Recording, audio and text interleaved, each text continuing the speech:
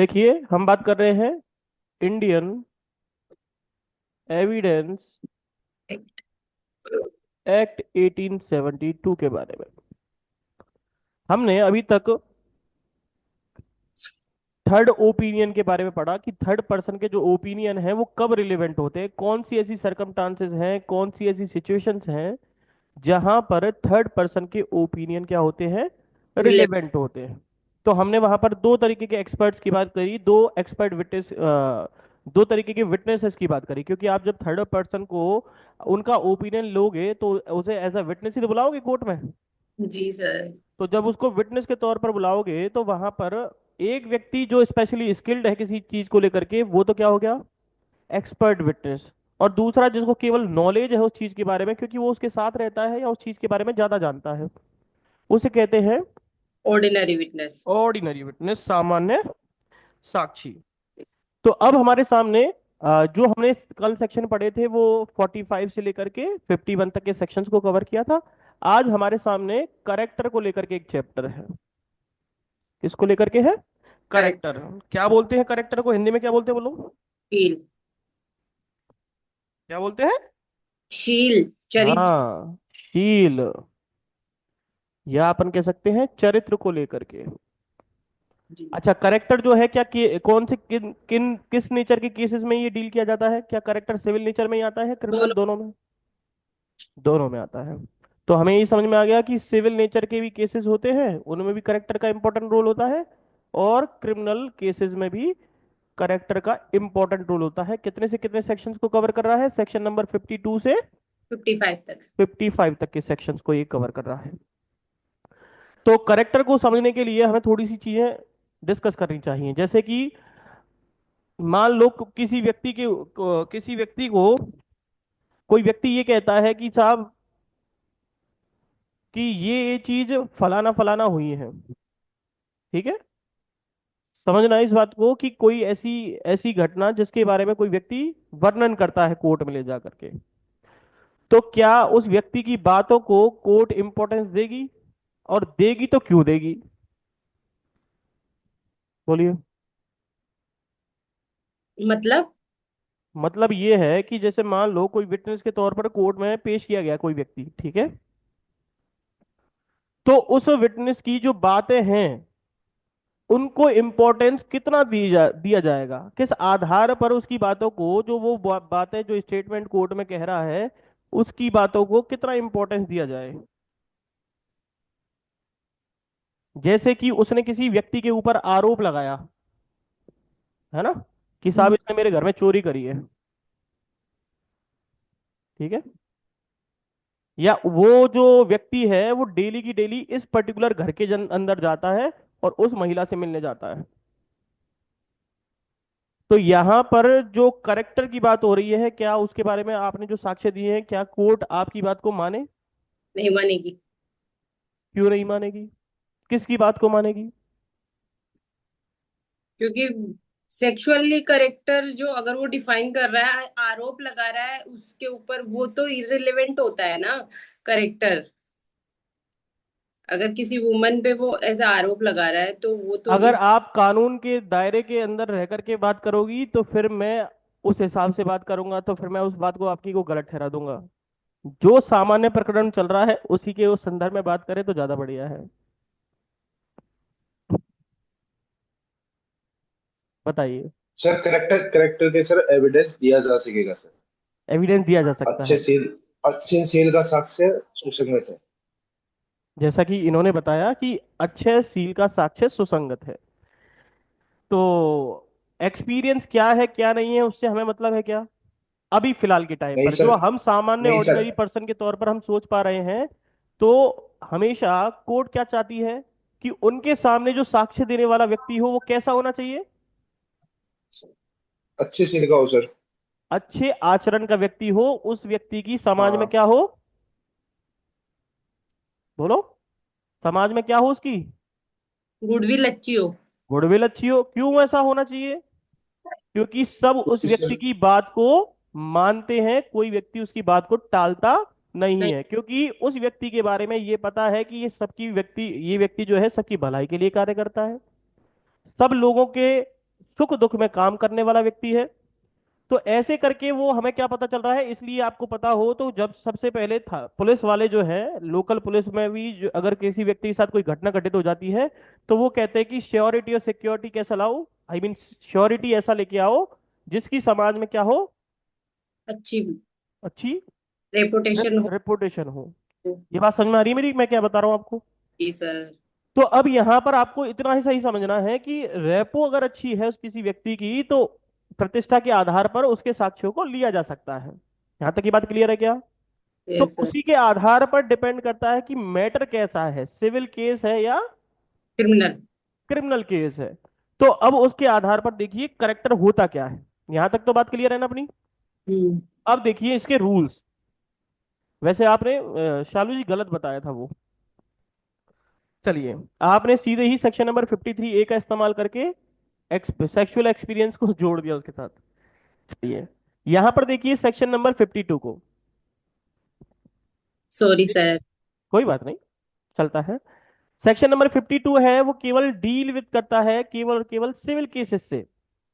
लिख लीजिए बगल में इसके, केवल सिविल केसेस से ही, सिविल केसेस के अंदर जो करेक्टर्स होते हैं उन्हीं को डील करने का काम करता है। क्लियर हो रही है मेरी बात? देखिए क्या लिखा है, करेक्टर व्हेन रिलेवेंट, यही तो चैप्टर है हमारा बार बार। रिलेवेंसी ऑफ द फैक्ट ही तो चैप्टर है, बोलो हाँ या ना? Yes sir.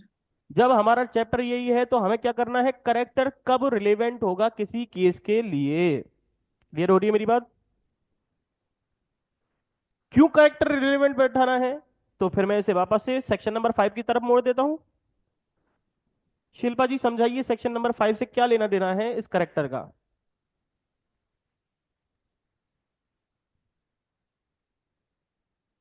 कैसे जोड़ोगे इस चीज को?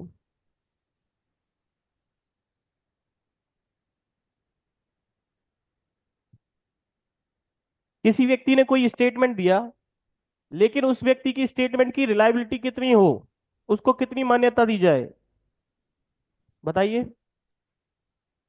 जितनी उस मैटर से वो रिलेवेंट करती है बस उतना ही दिया जाना चाहिए। अरे, ये क्या मतलब हुआ कि जितना मैटर करती हो, लेकिन उसने जो भी स्टेटमेंट बोला और हमारे उसका करेक्टर समझ में नहीं आया कि वो तो पता चलता है कि पैसे लेकर के क्या करता है, विटनेस बनता है, तो फिर भी देंगे क्या? No sir. फिर किस आधार उसका पे? आचरण भी देखेंगे कि वो फैक्ट इन इशू, हाँ हाँ, सही पहुंच रहे हो, सही पहुंच रहे हो। देखो मैंने इसलिए तो फैक्ट लिखा इन ना इशू सेक्शन नंबर देखेंगे 5। कि यस सर, हाँ बोलिए, आप बोलिए। कि इसने पहले किसी मामले में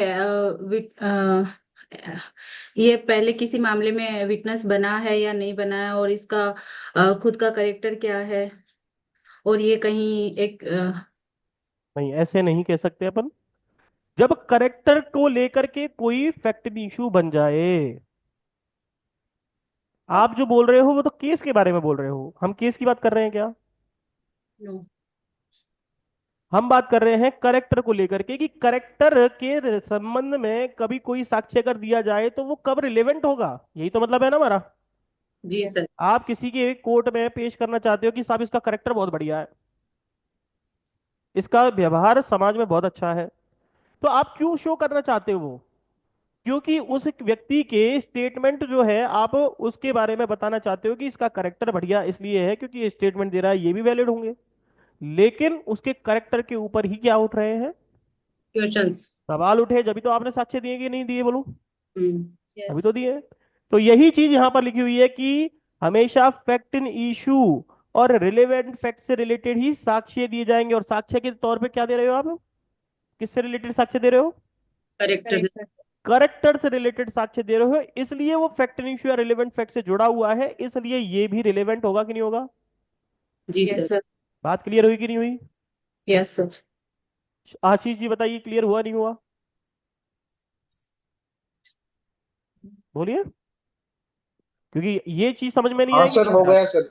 आ गया ना। हो गया सर। तो ये चीज आपको समझनी है कि क्यों ऐसा कहा जा रहा है कि करेक्टर व्हेन रिलेवेंट, कि करेक्टर जो है वो कब रिलेवेंट होगा। तो फैक्ट इन इशू से अगर संबंध है, रिलेवेंट फैक्ट से संबंध है करेक्टर को लेकर के, तो फिर वहां पर अगर करेक्टर से संबंधित कोई अभी साक्ष्य दिए जाते हैं तो वो क्या होगा, रिलेवेंट होगा। आप देखिए क्या लिखा है इसमें। In civil cases character to prove conduct imputed irrelevant. Irrelevant लिखा हुआ है, ध्यान रखो, ये इसने रिलेवेंट नहीं लिखा हुआ। अब ऐसा क्यों है? आपके आचरण को लेकर के अगर सिविल केसेस में कोई भी कंडक्ट करेक्टर को लेकर के कोई भी एविडेंस दिया जाता है तो वो इररिलेवेंट क्यों हो रहा है, इसके बारे में समझिए। लिखा है in civil cases the fact that character of any person concerned in such as to render probable improbable any conduct imputed to him is irrelevant except in so far as such character appear from the otherwise relevant। ये कह रहा है कि civil साक्ष्यों के अंदर, ये same वही बात है जो सेक्शन नंबर 11 में पढ़ के आए थे, पढ़ी थी ऐसी कोई बात, कि वैसे तो वो चीज इररिलेवेंट है लेकिन फिर भी रिलेवेंट होगी अगर कि आप सेक्शन नंबर 21 की बातें करो तो। कोई व्यक्ति कहता है कि मैं बिल्कुल, समाज में मेरी बहुत प्रतिष्ठा है, समाज में मैं ये हूं, समाज में मैं वो हूं, वो तो एक्सेप्ट कर लेगी क्या उसकी बात? नो। नहीं। कोई अपने आप को पागल बताता है क्या? नो। तो फिर कैसे कोर्ट एक्सेप्ट कर ले उसकी बातें? तो उसको कैसे बताना पड़ेगा इस बात के बारे में? अगर उसने कोई भी इस तरीके के करेक्टर को लेकर के एविडेंस कोर्ट के सामने रखे तो कोर्ट एक्सेप्ट करेगा क्या? नहीं यस। करेगा। नहीं करेगा। नहीं इररिलेवेंट करेगा। बोल रहा है ना। हाँ, जनरल रूल इररिलेवेंट। क्या है कि तो वो सर अगर irrelevant- रिलेवेंट अगर वो प्रूफ कर देता है कोर्ट में तो एग्जैक्टली वो प्रूव कैसे करना पड़ेगा आपको? तो कह इफेक्टिव रहा है इश्यू से। Otherwise relevant. अदरवाइज का क्या मतलब हुआ यहां पर? कि आप सेक्शन नंबर 5 से लेकर के 55 तक के किसी भी सेक्शन के अंदर जहां पर भी आप उससे रिलेटेड एविडेंस दोगे तो आपका करेक्टर कैसा बन जाएगा? हम्म? अच्छा। रेलिवेंट। बात समझ में आई कि नहीं आई? Yes sir. यही चीज यहां समझाएगी। यही चीज ये बता रहा है कि आपको अपने बारे में बताना तो है लेकिन किसी सेक्शन का सहारा लेकर के। आप डायरेक्ट अगर कोर्ट में कुछ भी कहोगे तो कोर्ट एक्सेप्ट करेगी क्या? नो। नहीं। नहीं करेगी। जैसे आपने सेक्शन नंबर 21 में पढ़ा था, करेक्टर से रिलेटेड क्या दोगे? कोई डॉक्यूमेंट देते हैं क्या अपन? स्टेटमेंट ही तो दोगे। और अपने ही फेवर में स्टेटमेंट दे रहे हो तो कोर्ट एक्सेप्ट कर लेगी क्या? नहीं करेगी। वो उसमें कौन सा सेक्शन लगता है? सेक्शन 21। आगे बात समझ में?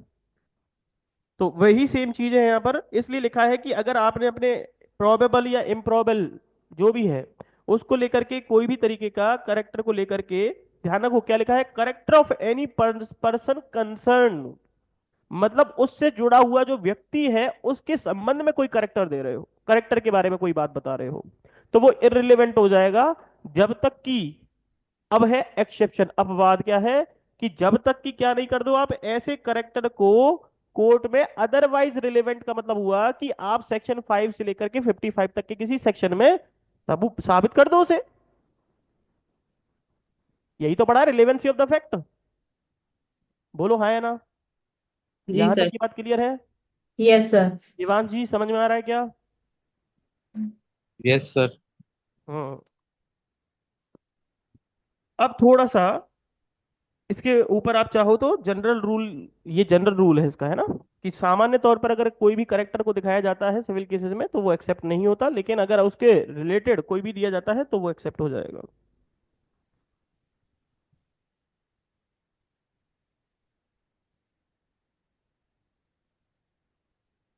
चलिए थोड़ा सा अब आगे आ जाते हैं। अब देखिए ये जो करेक्टर होता है इसको डिफाइन किया हुआ है सेक्शन नंबर 55 में। करेक्टर को कहाँ डिफाइन किया हुआ है कि करेक्टर होता क्या है? कहाँ डिफाइन किया हुआ है? सेक्शन 55 में। बिल्कुल सेक्शन नंबर 55 में। ये क्या है, सिविल केसेस से डील करता है ये सेक्शन भी। कौन सा सेक्शन? 55। अब देख लीजिए सेक्शन नंबर 55 बोलता क्या है। लिखिए, सेक्शन नंबर 55 जो है इसके अंदर दो शब्द इंक्लूड होते हैं, किस किस को इंक्लूड करता है ये? एक तो है रेप्यूटेशन, दूसरा किसको?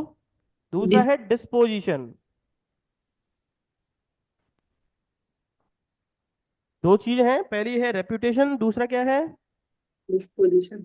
अब आप बताइए रेप्यूटेशन किसे कहेंगे और डिस्पोजिशन किसे कहेंगे? डिस्पोजिशन को बोलते हैं, रेप्यूटेशन तो आपको पता ही है, बोलते ख्याति, है ना, ये तो समझते हो ना, कि उस व्यक्ति का सम्मान, डिस्पोजिशन क्या होता है?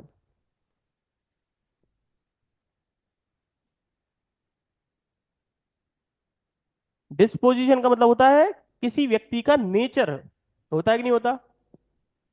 और उस जी। व्यक्ति के नेचर, उस व्यक्ति के व्यवहार से ही उसका सम्मान किया जाता है। बोलो हाँ या ना? Yes sir. मैं अगर किसी व्यक्ति से बहुत प्यार से आराम से बोलता हूँ तो वो मेरा सम्मान करेगा कि नहीं करेगा? बोलो। Yes sir. करेगा। और अगर मैं गुस्से में बोलूँ तो उसकी ख्याति कैसी बन जाएगी? गुस्से जैसी बन जाएगी। और अगर मैं अच्छा बोलूंगा उससे तो मेरी ख्याति जो है, रेपुटेशन कैसी बनेगी दूसरे के सामने? अच्छी बन जाएगी। वो जाएगी। दिन भर गाली गलौज करता है, गाली हम्म। गलौज के चक्कर में उसकी ख्याति क्या बनी है? लोग उससे डरते हैं, तो उसकी रेपुटेशन कैसी बनी? समझ खराब। में आ रही है मेरी बात क्या कह रहा हूं? तो यस इसलिए सर। करेक्टर के अंदर दो शब्द आते हैं, एक तो रेपुटेशन जिसे हम हिंदी में ख्याति बोलते हैं, और दूसरा क्या है? सो स्वभाव। नेचर कैसा है उस व्यक्ति का। दोनों शब्द समझ में आ गए क्या? Yes sir. हम्म।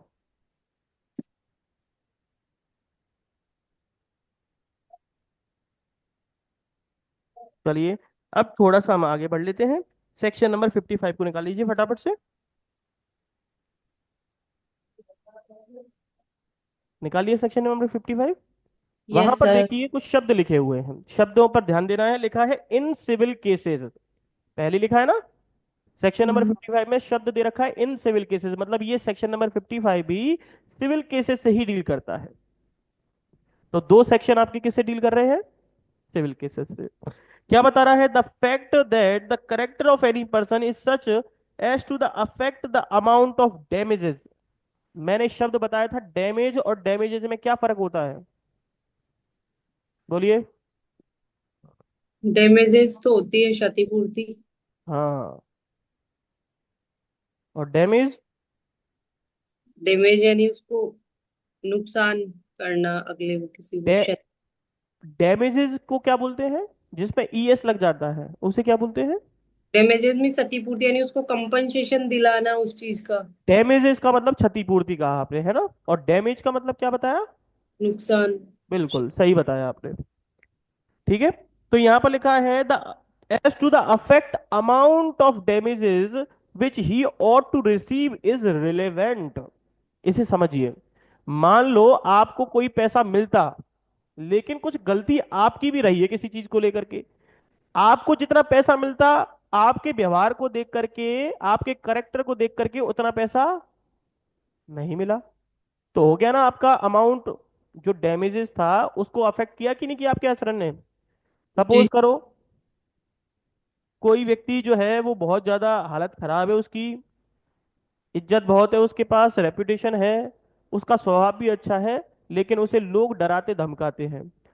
लेकिन अगर वो खुद ही अकड़ू है तो यही चीज कह रहा है कि यहाँ पर जो आपका करेक्टर होगा, जो आपने कोर्ट में पेश किया है, उस करेक्टर के आधार पर डिटरमाइन कौन करता है उस चीज को? कोर्ट करती है। और तो उसी आधार पर आपका जो अमाउंट है, मतलब amount in the sense damages है, जो जो आपको क्षतिपूर्ति मिलनी चाहिए थी, उसको भी अफेक्ट करेगा कि नहीं करेगा? बोलो। करेगा। किसी को कोर्ट 1 लाख दिलवा रही है, लेकिन आपके वही सेम केस में एक एक व्यक्ति को तो 1 लाख रुपए मिले, और वही की सेम केस में आपको 50,000 रुपए मिले। समझ में आ रही है मेरी बात क्या कह रहा हूं मैं? जी सर। Yes sir. यही चीज यहां पर समझाई गई है कि कभी कभी क्या होता है कि करेक्टर जो है वैसे तो इतना कोई प्रभाव नहीं रहता उसका, लेकिन ये अफेक्ट कर देता है अमाउंट ऑफ डैमेज। डैमेजेस को, जो आपको प्राप्त होने वाला होता है। क्लियर होगी मेरी बातें? जी सर। Yes sir. बिल्कुल। अब आगे बढ़ जाते हैं इससे। अब आइए सेक्शन नंबर 52 पर। अब देखो मैं एक्सप्लेनेशन नहीं पढ़ा रहा, तरीका है इसको पढ़ने का, है ना? एक एक शब्द पढ़ते चलेंगे तभी समझ में आएगा आपको। अब आइए सेक्शन नंबर 53 पर। निकाल लीजिए सेक्शन नंबर 53।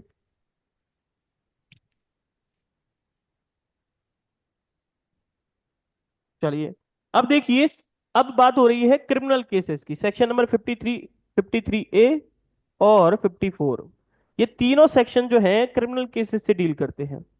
ऐसे लिख लीजिए अपने पास। क्रिमिनल केसेस से डील करते हैं, तो अब हमें समझना पड़ेगा क्रिमिनल केसेस में करेक्टर की क्या भूमिका होती है। तो लिखा है कि in criminal cases previous good character relevant. ध्यान से सुनिए क्या लिखा है कि क्रिमिनल केसेस में जो प्रीवियस गुड करेक्टर होता है वो रिलेवेंट होता है। अब इसे समझिए गौर से। आपको पता है प्रोबेशन पर छोड़ा जाता है व्यक्तियों को। छोड़ते हैं ये किस आधार पे छोड़ा उन्होंने? उसके गुड करेक्टर के आधार पे, नेचर ऑफ, उसका नेचर देखा जाएगा, सर्कमस्टेंसेस देखे समझ में आ रही है जाएंगे। मेरी बात? इसका मतलब क्रिमिनल केसेस में इसकी इंपॉर्टेंस होती है, जी तभी सर। तो प्रोबेशन पे छोड़ दिया। लेकिन अगर पता चलता कि इसका तो बैकग्राउंड ही ऐसा है तो छोड़ते क्या? नहीं छोड़ते। नहीं छोड़ते। लेकिन हमारी बात ये नहीं है, ये तो मैंने आपको एक सिंपल सा उदाहरण दिया, लेकिन हमारी बात ये नहीं है। आपको जब कभी कभी किसी क्रिमिनल केसेस में करेक्टर को दर्शाना होता है तो क्या कहना पड़ता है उसे समझिए। लिखा है कि in criminal cases previous good character relevant. अब इसे नीचे से समझिए, इसमें जो सिंपल जनरल रूल दे रखा है, ध्यान से सुनना। सेक्शन नंबर 53 जनरल रूल की बात करता है इन क्रिमिनल केसेस। अब देखिए क्या लिखा है इसमें। लिखा है in criminal proceeding the fact that the person accused is of a good character is. Relevant. ऊपर वाली सेम बात लिखी हुई है। तो हाँ। हमेशा कोर्ट क्या समझ के चलेगी? कोर्ट क्या समझ के चलेगी किसी के करेक्टर को लेकर के? कि वो व्यक्ति अपराधी है, ये मान के चलेगी कि ये मान के चलेगी कि उस व्यक्ति ने कोई अपराध? सही बोलो। सर, उसको ना अक्यूज को वो लाभ दिया था ना, बेनिफिट, डाउट ऑफ बेनिफिट वाला। नहीं, आपकी मुझको आवाज समझ में नहीं आई, आपने क्या बोला?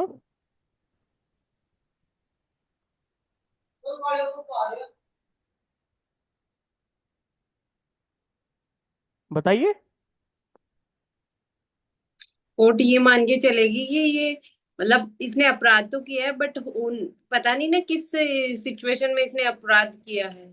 ऐसे ऐसे मान के चलती है कोर्ट सर किसी भी। बुरा सील नहीं मान के चलेगी कोर्ट सर। का गलत करेक्टर नहीं मानेगी ना। कोर्ट डाउट ऑफ हमेशा, बेनिफिट हमेशा अक्यूज को दिया जाता है।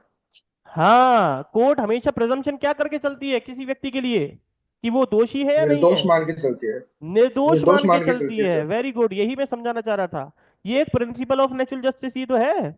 कोर्ट जी। हमेशा किसी व्यक्ति को जिसके ऊपर क्रिमिनल केस होता है उसे क्या मान के चलती है? हमेशा निर्दोष निर्दोष। मान के चलती है। इस चीज को साबित किसको करना पड़ता है? पब्लिक प्रोसिक्यूटर को साबित करना पड़ता है कि इस व्यक्ति ने ये अपराध किया है। नहीं तो कोर्ट उसे, अगर उसने नहीं साबित कर पाई तो छोड़ेगी, उसको जेल में डाल देगी? बोलो। जेल में डाल दी। किसको साबित करना था? क्योंकि सर पीपी को साबित करना था, जेल में क्यों डालेगी? छोड़ेगी। आपने बोला कि नहीं संदेह का लाभ पाया तो अभियुक्त को दिया जाता है। अगर वो साबित नहीं कर पाया, कौन व्यक्ति साबित नहीं कर पाता है? ट्विटर। पब्लिक प्रोसिक्यूटर साबित नहीं कर पाता है कोई भी साक्ष्य उसके संबंध में, तो कोर्ट का क्या काम है? क्या उसे जेल में डालेगी क्या? नहीं सर, छोड़ देगी सर। छोड़ देगी। क्यों? निर्दोष क्योंकि मान के संदेह का चलती। लाभ हमेशा अभियुक्त को दिया जाता है। एग्जैक्टली exactly, मैं यही समझाना चाह रहा हूं। इसलिए हमेशा अक्यूज के केस में गुड करेक्टर की इंपॉर्टेंस दी जाती है, कि उसे ऐसा ही माना जाता है कि वो व्यक्ति किस तरीके का है। गुड करेक्टर का। ये इसका जनरल रूल है, इसलिए मैंने आपको इसे ऐसे समझाया। क्लियर हो गई मेरी बात? ठीक है। अब समझिए और आगे चीजें। सेक्शन नंबर 53 ए को छोड़ दीजिए अभी फिलहाल के लिए, फिर पहुंचिए सेक्शन नंबर 54 पर। अब देखिए इसमें सेक्शन नंबर 54 क्या कहता है कि previous bad character not relevant. अगर कोई व्यक्ति ये कहता है कि साहब इस व्यक्ति का, जैसे पब्लिक प्रोसिक्यूटर ये कहता है कि साहब इसका जो प्रीवियस करेक्टर है ना बहुत गंदा है, ये पहले भी मार चुका है, ये कर चुका है, वो कर चुका है, ऐसे कर चुका है, तो वो कह रहा है कि रिलेवेंट नहीं होगा। अब आप सोचोगे यार ऐसे कैसे, ये रिलेवेंट क्यों नहीं ठहराया उन्होंने? अब इसे समझना आपको। आगे लिखा है एक्सेप्ट इन अ रिप्लाई। ये इंपॉर्टेंट लाइन है, अंडरलाइन कीजिए, एक्सेप्ट इन अ रिप्लाई। ध्यान से सुनिए। ये सेक्शन नंबर 53 किसके साथ जुड़ा हुआ है? 54 के साथ। कैसे जुड़ा हुआ है उसको संबंध में समझिए। कि अगर अक्यूज खुद जाकर के कहता है, ध्यान से सुनना एक एक चीज, अक्यूज कोर्ट में जाकर के खुद कहता है कि साहब आपको मेरी शक्ल देख करके लगता है, आप मेरे बारे में किसी भी व्यक्ति से पूछ सकते हो, मैंने कोई भी अपराध आज नहीं तक किया। नहीं किया है। तो उसने अपने ऊपर ही क्वेश्चन करवा दिया। क्या करवा दिया? कि अपने करेक्टर को खुद कोर्ट में पेश कर रहा है। अब ध्यान से सुनो कि कोर्ट में पेश किसने करेक्टर किया पहले? अक्यूज ने खुद ने। क्या पीपी ने कुछ कहा क्या? नो। पीपी ने कुछ भी नहीं कहा। अब पीपी जैसे ही करेक्टर के बारे में उसने इस तरीके की बातें कही, तो अब पीपी की जिम्मेदारी है कि रिप्लाई करे। करता है कि नहीं करता? यस। अब रिप्लाई में वो क्या कर रहा है? अब उसके ऊपर क्वेश्चन दाग रहा है। और जैसे ही उसके ऊपर क्वेश्चन बनेगा तो बोलो फैक्ट इशू बनेगा कि नहीं बनेगा? Yes sir. और जैसे ही फैक्ट इशू बना तो अब उससे रिलेटेड एविडेंस कौन दे रहा है यहां पर? पीपी दे रहा है कि साहब देखो इसका प्रीवियस कंडक्ट क्या था।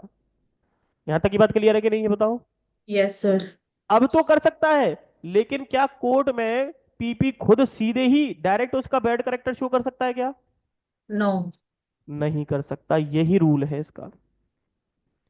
तो इसका मतलब जनरल रूल तो क्या है कि वो हमेशा अक्यूज किस करेक्टर का माना जाएगा? गुड करेक्टर का। लेकिन गुड करेक्टर को पहले सबसे पहले दर्शाए कौन? अगर एक्यूज्ड अक्यूज दर्शाएगा तो खुद ही बोले कि मैं गुड करेक्टर का हूं, फिर उसके रिप्लाई में कौन बोलेगा? पीपी 54 बोलेगा पीपी। फिर तब अगर एविडेंस देता है उसके रिप्लाई में, तब तो वो रिलेवेंट होगा कि नहीं होगा? रिलेवेंट होगा। लेकिन अगर उसने डायरेक्ट बोला तो नहीं होगा, फिर कोर्ट इरिलेवेंट। एक्सेप्ट नहीं करेगी। क्यों? क्योंकि हमेशा कोर्ट ये मान के चलेगी कि ये पीपी तो यही फंसाने की कोशिश कर रहा है इसे।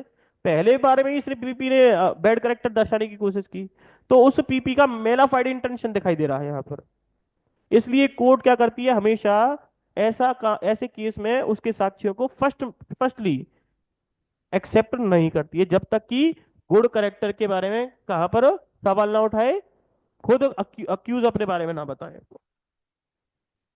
देखिए क्या लिखा है इसमें। इन क्रिमिनल प्रोसीडिंग तो आप समझ ही रहे हो। लिखा है the fact accused has a bad character is irrelevant. General rule है ये फिर से, कि अक्यूज का अगर कोई बैड करेक्टर से रिलेटेड कोई भी एविडेंस साक्ष्य दिया जाता है तो हमेशा इररिलेवेंट होगा, unless evidence has been given that he has a good character. जब तक कि वो व्यक्ति अपने संबंध में कोई साक्ष्य कोर्ट के सामने पेश ना करे। कौन? अक्यूज खुद, कि साहब मैं गुड करेक्टर का हूं। ठीक है। अगर उसने यस। ऐसा किया तो इन which case it become relevant. फिर वो जो पीपी अपनी तरफ से साक्ष्य रखेगा तो उस केस में वो रिलेवेंट हो जाएंगे। अब बताओ समझ में आया कि नहीं आया? Yes sir. आ ठीक है। गया है सर। थोड़ा सा ट्रिकी है, शब्दों को क्या है ऐसे ही पढ़ा जाएगा इसके को, क्योंकि अब अगर मैं सीधा सीधा पढ़ाऊंगा तो आपको कुछ भी समझ में नहीं आएगा कि वहां पहले सिविल केस की बात हो रही है फिर क्रिमिनल केस की बात हो रही है, तो ऐसे समझ में नहीं आएगा। इसे ऐसे समझ के करोगे तो फिर ये जनरल रूल से एक्सेप्शन की तरफ चलोगे तो फिर समझ में आएगा। आगे बढ़ते हैं। लिखा है this section does not apply to cases in which the bad character of the person is itself a fact in issue.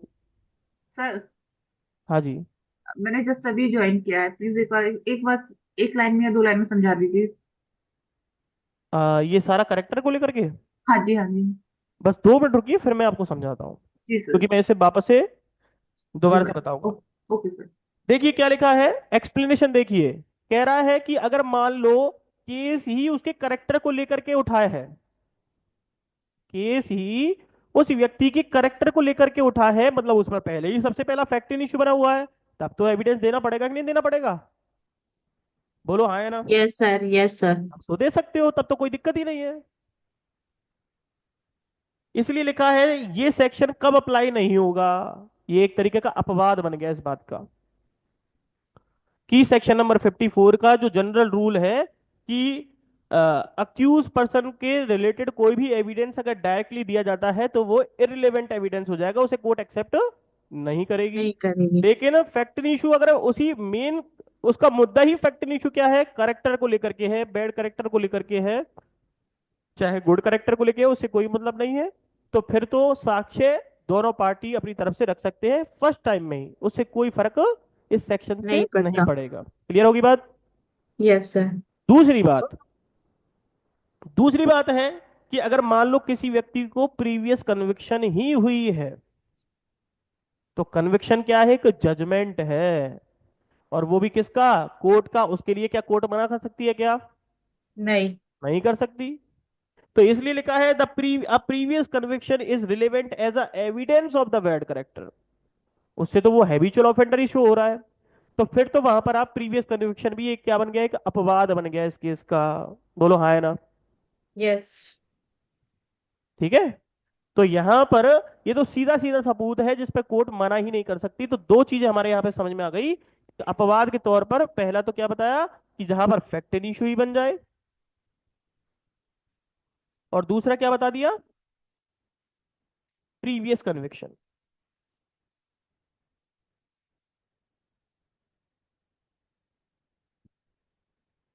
अब बताओ ये सारी चीजें समझ में आई कि नहीं आई?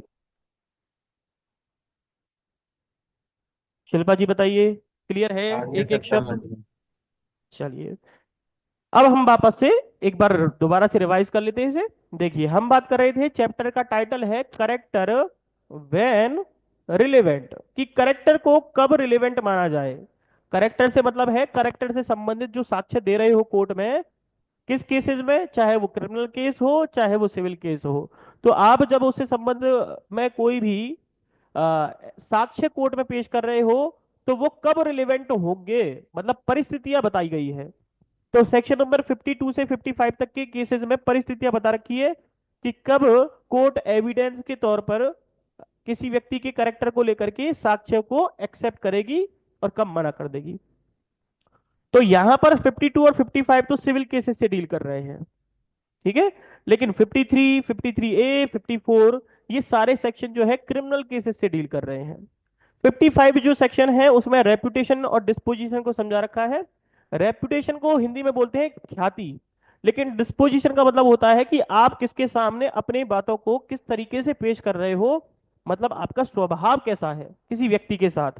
समाज में आप जो उठते बैठते हो तो आपका स्वभाव कैसा है, कोई गुस्से में है, आक्रामक जल्दी हो जाता है, कोई बहुत धैर्य बना के रखता है, शांत स्वभाव का है। तो वो सारी चीजें जो है आपकी सेक्शन नंबर 55 के तहत आती हैं। यहां तक की बात क्लियर है? फिर इसके बाद हमारे सामने आता है 52। 52 का जनरल रूल देखते हैं। तो सिविल केसेस के अंदर अगर आप किसी व्यक्ति के करेक्टर की बात करते हो, तो वो हमेशा क्या होगा? रिलेवेंट होगा कि इररिलेवेंट होगा? बोलो रिलेवेंट होगा सर। बोलो। अगर आप किसी व्यक्ति के, अगर सिविल केसेस में अकॉर्डिंग टू सेक्शन नंबर 52 आप किसी व्यक्ति के संबंध में कोई भी करेक्टर को लेकर के सवाल उठाते हो या करेक्टर से रिलेटेड कोई एविडेंस देते हो, तो क्या वो रिलेवेंट होगा कि इररिलेवेंट? Irrelevant sir. हमेशा इररिलेवेंट ही होगा, क्योंकि आपने करेक्टर को लेकर के कोई स्टेटमेंट तो दे दिया लेकिन उसको एविडेंस के साथ नहीं जोड़ा। मतलब आप, कब वो रिलेवेंट हो सकता है? क्रिमिनल केसेस में। नहीं नहीं नहीं नहीं, सिविल केस की बात कर रहा हूं, तो क्रिमिनल केस को क्यों घुसा रहे हो? सर उसमें तो पहले से उसको वही मान के चलेंगे ना, गुड कैरेक्टर का ही। सर सर सिविल आई केस, बात हम सिविल की केस की कर रहे हैं। तो मैं ये कह रहा हूं सर कि सोच अगर सिविल केसेस में आपको कोई साक्ष्य कोर्ट में देना है, तो वो कब रिलेवेंट बनेगा? उसकी ख्याति और उसको उस पे। सर डिस्ट्रीब्यूट जब उसकी अरे करेक्ट, नेट से लिख समझ नहीं लोगे। रहे। आप जो बता रहे हो सर कि उसके सेल। ख्याति से संबंधित, ख्याति के बारे में तो बता ही रहा हूं ना कि ख्याति तो होनी चाहिए। अरे कोई करेक्टर की ख्याति क्या होगी? या तो कोई व्यक्ति बदनाम है या सम्मानित है, यही तो ख्याति होती है किसी व्यक्ति की। बोलो हाँ है ना? Yes sir. ख्याति तो यही होती है। तो ख्याति के संबंध में तो एविडेंस दे रहे हो, लेकिन कोर्ट कब एक्सेप्ट करे, मैं ये कह रहा हूँ सिविल केसेस में। ऐसा सील अन्यथा सुसंगत तथ्य से प्रकट कर दिया जाएगा सर। Exactly exactly। अब इसका मतलब बताओ क्या है जो आपने शब्द बोल दिए? सर इसका सर एविडेंस देना पड़ेगा। Exactly exactly। एविडेंस देना है तो किस सेक्शन में देना पड़ेगा? सर 52 में सर। नहीं सर 55, 55। 52 तो ऑप्शन कहता फाइव। है ये बात। फाइव। फाइव किसमें सर, दोगे? Five sir. Five five sir. में कोई एविडेंस दिए जाते हैं क्या? वो तो रूल बताता है कि आपको साक्ष्य केवल फैक्ट इन इश्यू और रिलेवेंट फैक्ट से संबंधित देने होते हैं। शिल्पा जी बताइए। अदरवाइज रिलेवेंट का क्या मतलब है कि आप कैसे उसे रिलेवेंट ठहराओगे कि कोर्ट उसे एक्सेप्ट कर ले साक्ष्य के तौर पर?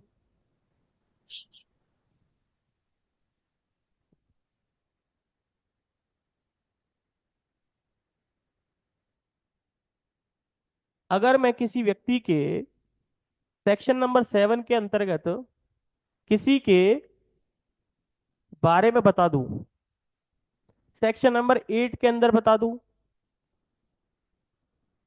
साक्ष्यों को सबूत के साथ, तो क्या वो रिलेवेंट हो जाएगा एविडेंस? हाँ सर। बोलो। हो जाएगा। अगर मैं सेक्शन नंबर 14 में मेलाफाइड इंटेंशन दर्शा दूं, तो क्या उसका साक्ष्य सबूत हो जाएगा क्या? यस सर, हाँ 5 सर से हो जाएगा सर, 55 वो तक और सारे अगर मैं उसके पार्ट से 21 के अंदर बता दूं तो? होंगे। तो भी हो जाएगा। कुल मिला के मेरा कहना यह है कि आप अगर किसी भी सेक्शन के अंदर जो रिलेवेंसी ऑफ द फैक्ट से संबंधित साक्ष्य होते हैं, उनमें अगर कहीं पर भी आप उस चीज को प्रूव करते हो कि साहब सेक्शन नंबर 7 8 के तहत इसका कंडक्ट इस तरीके का है,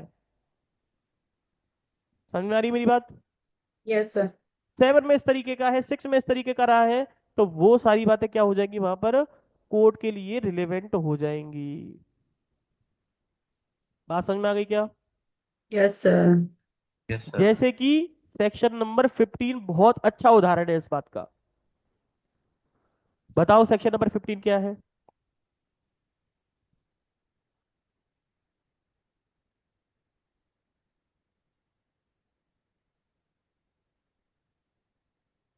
सेक्शन नंबर 15 के बारे में कौन बता सकता है?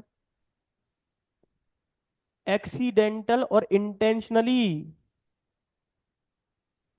पता है या नहीं पता? पता है। तो यस सर। बताओ, पता है तो फिर क्या बता रहे हो? बताओ क्या है उसके अंदर। मैंने इतने उसमें सारे ये है डेफिनेशन दे दिए। हाँ बताओ। कि कोई कार्य अचानक हुआ है या फिर उसको इंटेंशनली किया गया है। तो उसका प्रीवियस कंडक्ट, बार बार घर में आग लगाना, क्या शो कर रहा है? उसका करेक्टर नहीं बता रहा, आचरण नहीं बता रहा कि यार यस इतना ही सर। घर क्यों जलता है। जैसे किसी की बीमा करवाई और उसने जैसे आप अपनी कंपनी में आग लगा ली, फिर वापस उसने दूसरी कंपनी करी और उसमें फिर आग लगा ली, तो ये उसका कंडक्ट शो हो रहा है कि वो इंटेंशनली ऐसा कर रहा है। अगर तो उसके साथ एक बार ऐसा हुआ होता तो ये एक्सीडेंटल होता। तो आपने करेक्टर को शो कर दिया ना वहां पर कि किस यस तरीके सर। की, आपने फैक्ट के साथ उस चीज को शो कर दिया, इसलिए वो सिविल केस में डील करेगा कि नहीं करेगा, और वो रिलेवेंट यस। होगा कि नहीं होगा। Yes sir. सिंपल सी चीज थी। बात समझ में आ गई क्या? Yes sir.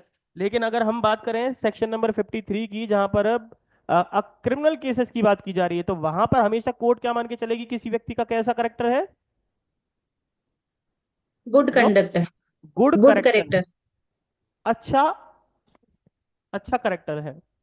क्यों? क्योंकि उसके पीछे पिछले कोई उसने कोई अपराध ही नहीं किया, तो उसे कैसे मान ले कि वो करेक्टर का खराब है? तो 54 क्या बताता है कि करेक्टर से संबंधित कोई भी एविडेंस कब दिया जा सकता है?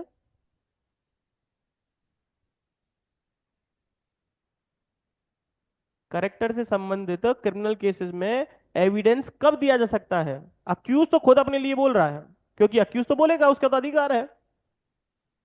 लेकिन बात आती है अपोजिट पार्टी की, वो कब बोले ये बात? वो जब बोलेगी जब एक्यूज अपने लिए क्वेश्चन अराइज कर लेता है। जब अक्यूज खुद ही अपने लिए क्वेश्चन अराइज कर रहा है या अपने ही करेक्टर के बारे में बातें बता रहा है, तो उसके रिप्लाई में पीपी क्या बोल सकता है वहां पर? करेक्टर के बारे में बताएगा। तो फिर वो रिलेवेंट होगा कि नहीं होगा? यस सर, होगा। फिर तो हो जाएगा, क्योंकि पहली बात तो उसने छेड़ी थी। फिर दूसरी बात मैंने बताया यहाँ पर दो चीजों के बारे में, अगर करेक्टर को लेकर की फैक्ट इश्यू ना हुआ हो केस में, तो क्या 54 का जो जनरल रूल है कि पहले करेक्टर के बारे में पीपी नहीं बता सकता, तो वो अप्लाई होगा क्या? Yes sir. अप्लाई होगा कि नहीं होगा? अप्लाई नहीं होगा, पीपी खुद नहीं होगा, बैड कंडक्ट वो बैड करेक्टर को नहीं कर सकता। क्योंकि फैक्ट इशू में करेक्टर, करेक्टर के ऊपर ही फैक्ट इशू बना हुआ है, ठीक है? Yes sir. करेक्टर के ऊपर ही सवाल है, और सवाल जब करेक्टर के ऊपर बन गया, तो साक्ष्य तो देने पड़ेंगे ना आपको। दूसरी बात, प्रीवियस कन्विक्शन को लेकर के भी सेक्शन नंबर 54 अप्लाई होता है क्या? यस सर, होता है। नहीं होता। जैसे उसको, जनरल रूल बोल रहे हो आप। प्रीवियस कन्विक्शन से रिलेटेड इररिलेवेंट नहीं माना जाता एविडेंस को, वो आप साक्ष्य कोर्ट में पेश कर सकते हो। तो 54 अप्लाई कहाँ हुआ? अपवाद ही तो हैं ये दोनों। Yes sir. यहां तक की बात क्लियर है क्या? पूजा जी जी सर। बताइए। सर। हम्म। अब आइए वापस से 53A पर। 53A मैंने इसलिए नहीं समझाया क्योंकि आपको अगर ये क्रिमिनल केसेस के करेक्टर बैड करेक्टर समझ में नहीं आते तो फिर आप ऐसे भी नहीं समझ पाते। और इसका डायरेक्ट कनेक्शन वैसे तो इससे है। किससे? फैक्ट इन इशू, जब करेक्टर के ऊपर ही सवाल उठ जाए। मान लो किसी महिला का रेप होता है या महिला के साथ जबरदस्ती की जाती है रेप करने की, मतलब अटेम्प्ट टू रेप कह सकते हैं क्या? बोलो। यस। Yes sir. या कोई भी सेक्सुअल ऑफेंस उस महिला के साथ किया जा रहा है, तो वहां पर अगर मान लो, मैंने दो शब्द समझाए थे, एक तो होता है अनवेलकम, और वेलकम सही लिखा है क्या? हाँ, अनवेलकम, और एक होता है कंसेंट। अब मुझे समझाओ, अगर मान लो कोई महिला खुद ही स्वेच्छा से अपने आप को किसी व्यक्ति को समर्पित करती है और वो फिजिकली तरीके से उसके साथ सेक्सुअली एक्ट करती है, तो क्या वो रेप होगा? नो। No sir. अगर वो अनवेलकम मतलब उसके साथ जोर जबरदस्ती की जा रही है, तो क्या वो रेप होगा? Yes sir. यस। अब तो रेप हो गया। तो यहां पर जब भी रेप की बात होगी या कोई भी सेक्सुअल ऑफेंस की बात होगी, तो हमेशा क्या कटघरे में खड़ा होगा? कंसेंट। कंसेंट, कि महिला की सहमति है या? नहीं है। बात समझ में आ रही है मेरी? यस। तो जब महिला की सहमति ही कटघरे में खड़ी हो गई, तो फिर उससे संबंधित आपको क्या करने पड़ेंगे? एविडेंस देने पड़ते हैं। बोलो हाँ या ना? ये कंसेंट यस। क्या बन गया? फैक्ट इशू बन गया ना इसमें। बोलो। यस। लेकिन कंसेंट को अगर आप आचरण से जोड़ सकते हो क्या किसी के? क्यों? कि वो महिला का तो आचरण इस तरीके का है कि हर रोज उसके पास तीन चार आदमी आते ही आते हैं, नहीं सर। नहीं इस सर। तरीके का कंडक्ट उसकी कंसेंट दर्शाता है उस व्यक्ति के लिए। करेक्टर एनालाइज नहीं करेंगे सर। तो यहां पर आपको यही समझना है, ठीक है? तो आप उसका प्रीवियस सेक्सुअल एक्सपीरियंस किस तरीके का है उसको लेकर के किसी भी तरीके का कोई भी साक्ष्य कोर्ट में पेश, आपसे क्या कहा गया है? केवल कंसेंट को लेकर के। बात समझ में आ रही मेरी? रेप क्या है? क्रिमिनल केस ही तो है एक। तो उस केस में कंसेंट का इंपॉर्टेंट रोल होता है। तो वहां पर जब फैक्ट इशू बनता है, तो आप क्या कर रहे हो? कोर्ट में एविडेंस दे रहे हो, साहब इस महिला की पहले भी पहले भी इसके साथ ये घटनाएं हो चुकी हैं, लेकिन क्या पता वो महिला जब पहले ऐसा कर रही थी तो वो उस चीज का वेलकम कर रही हो, उसने कंसेंट दी हो, तो वो रेप की कैटेगरी में आएगा क्या? बोलो। और अगर वो जबरदस्त वो अनवेलकम कर रही है, मतलब उसके साथ जबरदस्ती की जा रही है, तब तो रेप बन गया ना। तो यही चीज सेक्शन नंबर 53A में समझाई गई है। इसे समझिए क्या लिखा है इसमें। एविडेंस ऑफ द करेक्टर और previous sexual experience not relevant in a certain cases. Certain cases का मतलब है आईपीसी के अंतर्गत जो अपराध बताए गए हैं उनकी बात कर रहा है।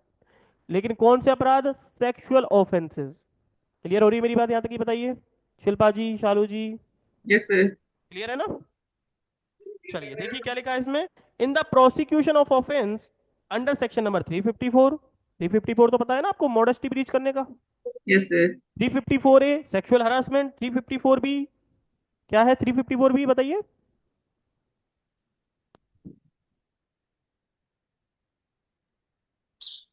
डिसरोब करना, क्या करना? डिसरोब करना। विवस्त्र कर देना उसको, महिला को। हम्म। तो 354B और 354C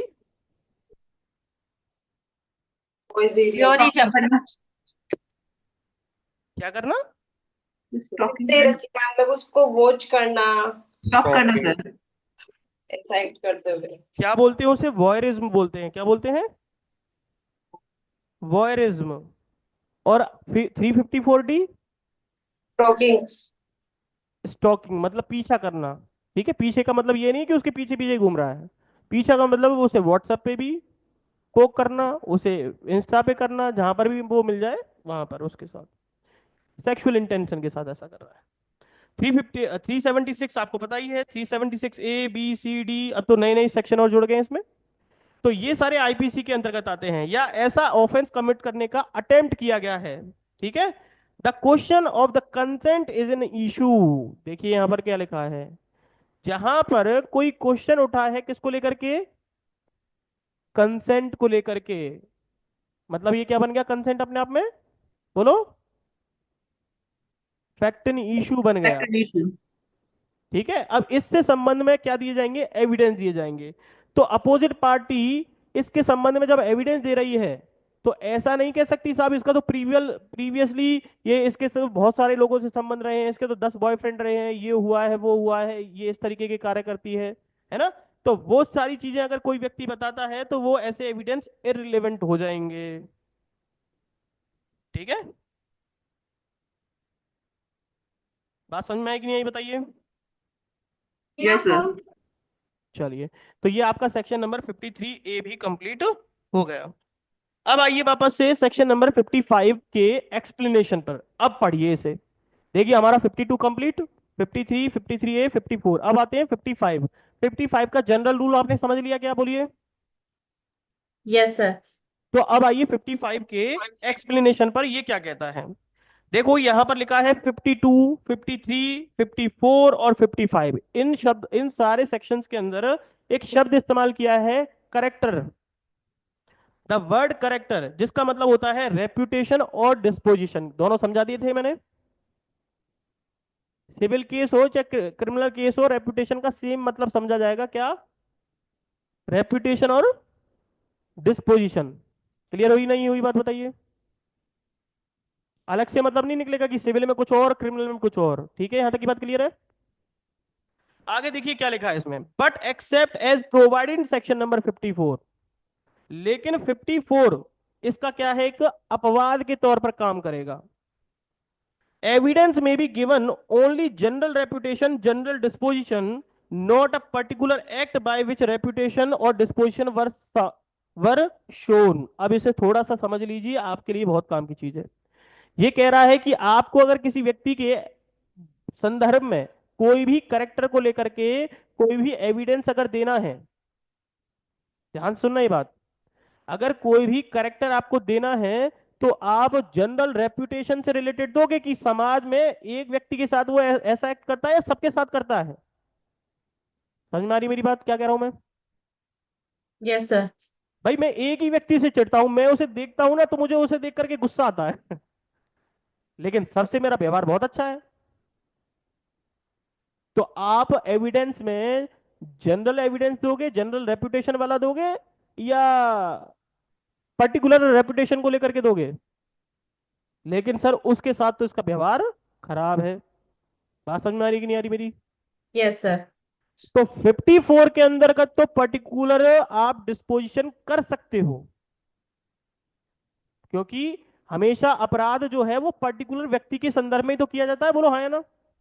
यस सर। लेकिन जब सिविल केस की बात होगी, जब और किसी केस की बात होगी, तो वहां पर जनरल डिस्पोजिशन, जनरल रेपुटेशन की बात होती है। क्लियर होगी कि नहीं हुई बात बताइए? Yes sir. बात समझ में आ गई? जैसे कि यस। ए और बी की लड़ाई हुई, तो जब लड़ाई हुई तो क्रिमिनल केस हो गया कि नहीं होगा बोलो? अब आप कहोगे साहब बी से ही लड़ाई क्यों हुई? समझ में आ रही मेरी बात? यस। बी से ही लड़ाई हुई है तो कोर्ट, जब बी की अगर मान लो हत्या हो गई, तो फिर बार बार पीपी क्या समझाएगा कोर्ट को कि साहब नहीं, बी के ऊपर इस व्यक्ति ने पहले भी गोली चलाई है कि नहीं चलाई? बोलो।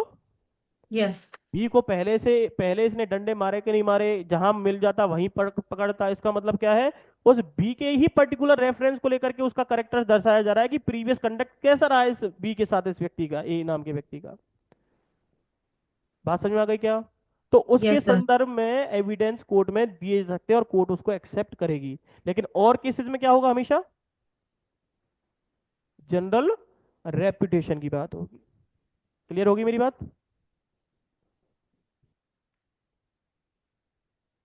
बताइए समझ में आया कि नहीं आया? Yes sir. एक एक चीज क्लियर है? यहाँ तक कोई भी डाउट हो तो पूछ लीजिए, काफी इंपॉर्टेंट टॉपिक है ये आपका।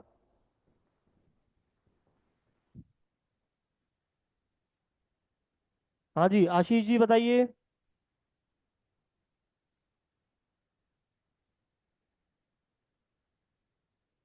आशीष जी, शिवांश जी, पूजा जी, यस सर। क्लियर है सारी चीजें? Yes sir. हाँ हम्म। सर, हाँ सर, क्लियर है सर। कितना टाइम बच रहा है? ठीक है, 10 मिनट और है तो सर इस सेक्शन आगे पढ़ते हैं। चलिए, निकाल लीजिए।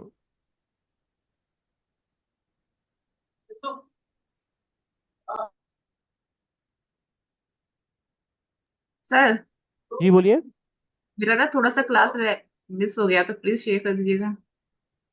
हाँ हाँ बिल्कुल, मैंने बताया ना आपको कि हम प्लेलिस्ट में सारी वीडियोस डालते हैं। मैंने लिंक भी भेजा हुआ है, उस पर आपको मिल जाती है अपडेट होकर के। ओके। हाँ। देखिए, अब आपका पार्ट नंबर 2 आ जाता है।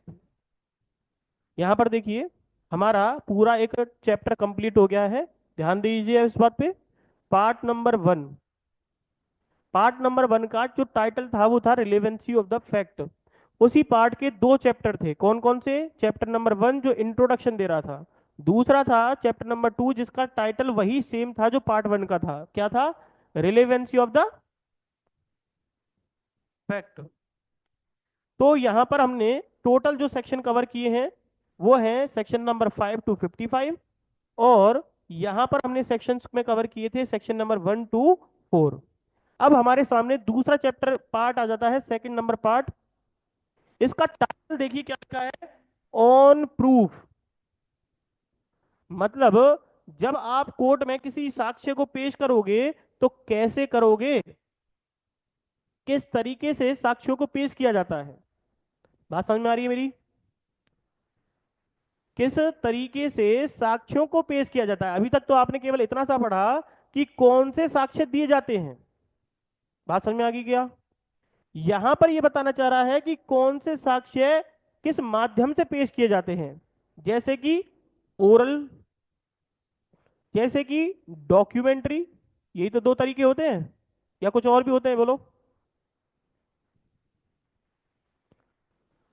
भाई, दो ही तो तरीके होते हैं साक्ष्य देने के।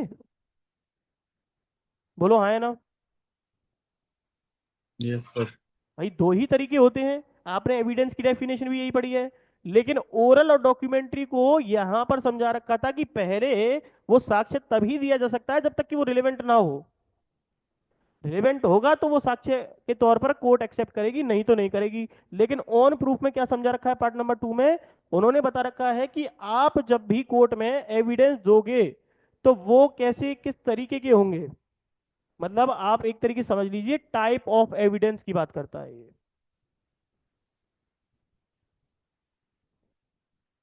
किसकी बात करता है? टाइप ऑफ एविडेंस की, कि किस तरीके के एविडेंस किस प्रकार से दिए जा सकते हैं। अब जैसे मान लो ओरल है, डॉक्यूमेंट्री है, ये तो हो ही सकते हैं। लेकिन इनमें भी कौन से? प्राइमरी। प्राइमरी का मतलब हो गया बेस्ट एविडेंस।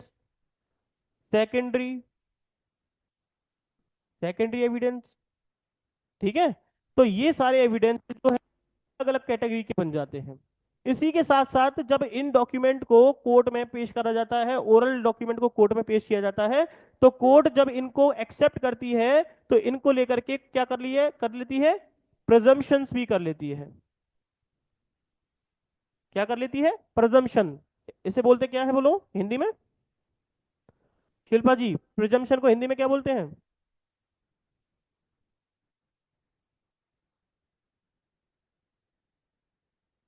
प्रिजम्पशन को हिंदी में क्या बोलते हैं पूजा जी? उपधारणा। बिल्कुल, बोलते हैं उपधारणा। उपधारणा कर ली जाती है किसको लेकर के? किसी डॉक्यूमेंट्री एविडेंस को जो आपने कोर्ट में पेश किया है। ओरल एविडेंस को लेकर के कोर्ट में आपने जो एविडेंस पेश किया है उसको लेकर के कोर्ट क्या कर लेती है? उपधारणा कर लेती है। लेकिन यह भी देखा जाता है कि क्या वो बेस्ट एविडेंस है या सेकेंडरी एविडेंस। ये सारी चीजें किस पर आधारित है पता है आपको? कौन सा गोल्डन रूल है आपका? बोलिए, कौन सा गोल्डन रूल यहाँ पर अप्लाई होता है?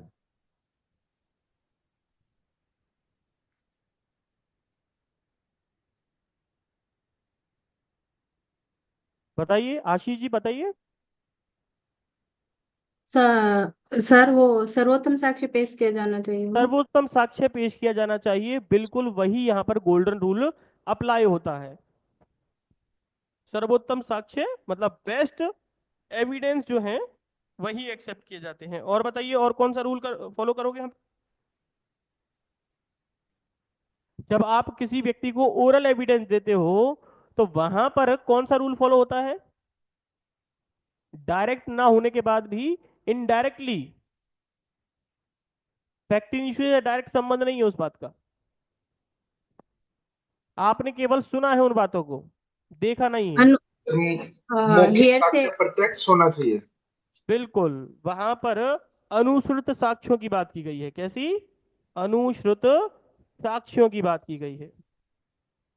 ठीक है, इसे वो तो साक्ष्य हियर से एविडेंस बोलते साक्ष्य हैं। ये वैसे तो एक्सेप्टेबल नहीं होते हैं, जनरल रूल तो यही है ना, लेकिन कौन कौन सी ऐसी स्थिति परिस्थितियां हैं जहां पर हियर से एविडेंस भी एक्सेप्ट कर लिए जाते हैं। तो ये सारा का सारा पार्ट जो है, पार्ट सेकंड है, जिसमें आपके टोटल चैप्टर्स कितने आते हैं? चैप्टर नंबर बोलिए। 3 से लेकर के 6 तक के चैप्टर्स आते हैं। सेक्शंस कितने हैं? सेक्शन नंबर है 56 से लेकर के 100 तक के सारे सेक्शंस इसके अंदर आपके आते हैं। यहां तक क्लियर है क्या, बताइए?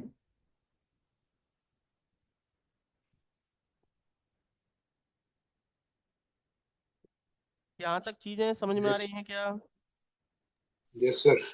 चलिए, यहाँ तक चीजें समझ में आ गई तो इनको लिख लीजिए, क्योंकि फिर हम इस चैप्टर को हम कल स्टार्ट करेंगे। Chapter number 3। चैप्टर नंबर 3 का जो टाइटल है वो कहता है कि कौन से फैक्ट जो हैं जिनको प्रूव करने की कोर्ट में आवश्यकता नहीं होती है। ऐसे फैक्ट जिनको सामान्य तौर पर हर व्यक्ति जानता है। जब सब लोग जानते हैं उस चीज के बारे में, तो फिर कोर्ट को बताने की ही क्या जरूरत है? समझ में आ रही है मेरी बात? बोलिए। जब कोर्ट को पता है कि जैसे हम मुझको पता है कि हमारे हमारे राजस्थान के अंदर कितने डिस्ट्रिक्ट हैं, ये मुझे पता है क्या? बोलो, बोलो, जनरल नॉलेज है कि नहीं ये? तो क्या ये बात कोर्ट को पता होगी कि नहीं होगी? अरे बोलिए, हाँ या ना? Yes sir. पता होगी।